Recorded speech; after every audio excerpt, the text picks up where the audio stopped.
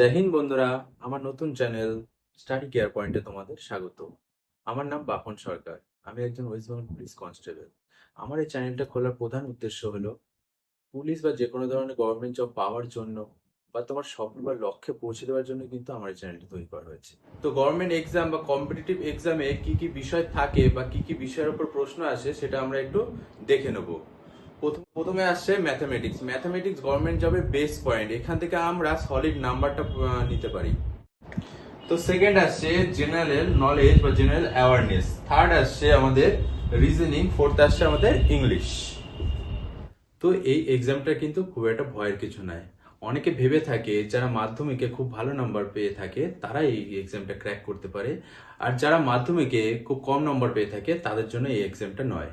আচ্ছা, এই বিষয়টা কিন্তু সম্পূর্ণ ভুল। আর সবকিছু কিন্তু নির্ভর করে তোমার এক্সাম হওয়ার আগে হার্ড ওয়ার্কিং ওপর। তো আমার মতে শুধু লাক বা ট্যালেন্টের কিন্তু খুব একটা প্রয়োজন নেই। আমরা যদি পার্সেন্টেজ হিসাবে দেখি তো 1% আমরা লাককে ধরবো, 2% আমরা ট্যালেন্টকে ধরবো, 97% আমরা হার্ড ওয়ার্কিং কে ধরবো। তো সুতরাং আমাদের হার্ড ওয়ার্ক, প্রচুর পরিমাণ হার্ড ওয়ার্ক করতে হবে খুব সহজে আমরা যাতে চাকরিটা পেতে পারি। তো আমরা হার্ড ওয়ার্ক করবো, কিন্তু খুব ইজি ওয়েতে। তো পথ দেখানোর দায়িত্ব কিন্তু আমার, পথ চলার দায়িত্ব কিন্তু তোমাদের। তো বন্ধুরা, তোমরা এই চ্যানেলটিকে ফলো করে রাখো। আমরা আস্তে আস্তে প্রত্যেকটা বিষয় নিয়ে আলোচনা করব।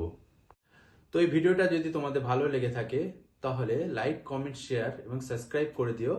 জয় হিন্দ।